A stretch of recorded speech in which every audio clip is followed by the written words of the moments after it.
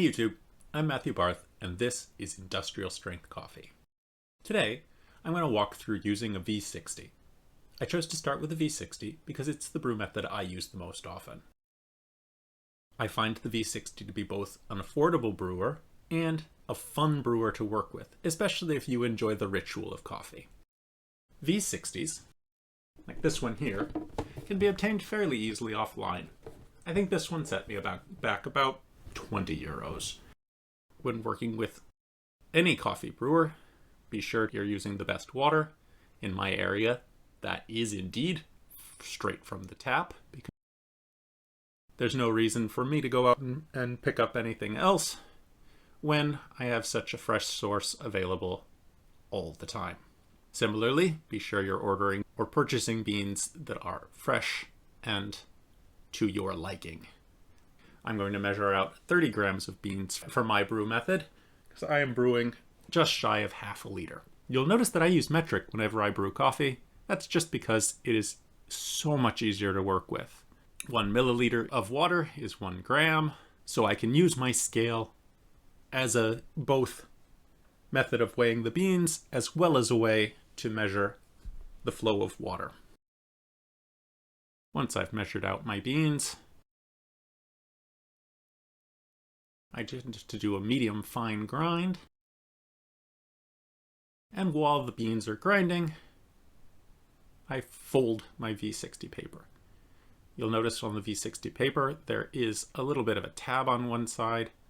Just make sure that folds back so that the paper is symmetrical, so that it slides nicely into the V60. Once the paper is in place, I will use the somewhat warmed water to rinse the filter out. This does two things. One, it helps get rid of any sort of papery taste if your palate is refined enough to notice that.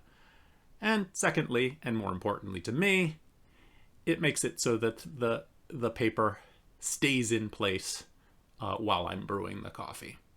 And I guess there's a third thing. It means that less water is lost during the process, so measuring out my volume is more accurate.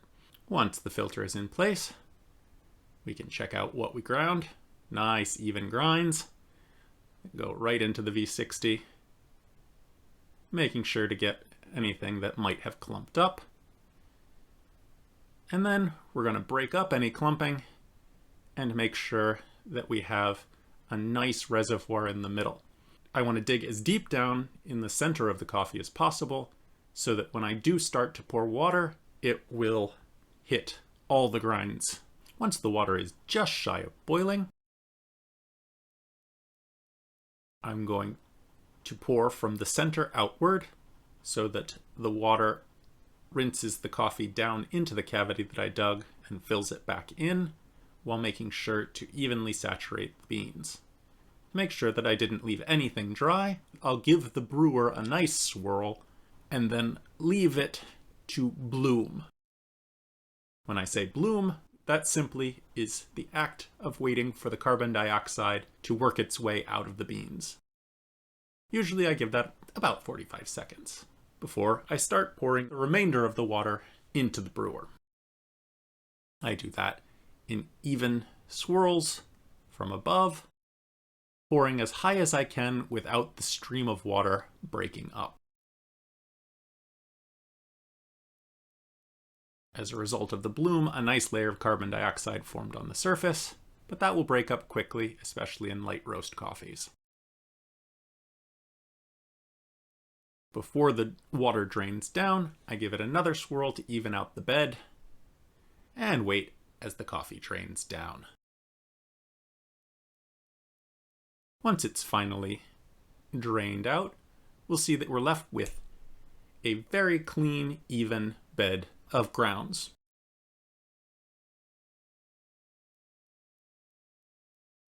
And it took about 3.5 minutes. The 3.5 minute mark is not something that you should use to tell you whether or not you made good coffee. It's simply a nice metric to kind of tell whether you're in the ballpark.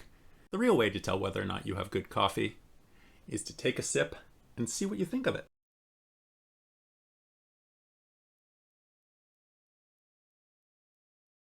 In the event that your coffee tastes too sour, it might mean that you want to grind a little bit finer so that it brews slower. In the event that it tastes a bit bitter, you want it to brew a little bit coarser so that the water flows through faster and not as much is extracted. If this helps you enjoy your coffee better, give this video a like. And if you want to hear more content like this, go ahead and subscribe. Till next time, enjoy your coffee.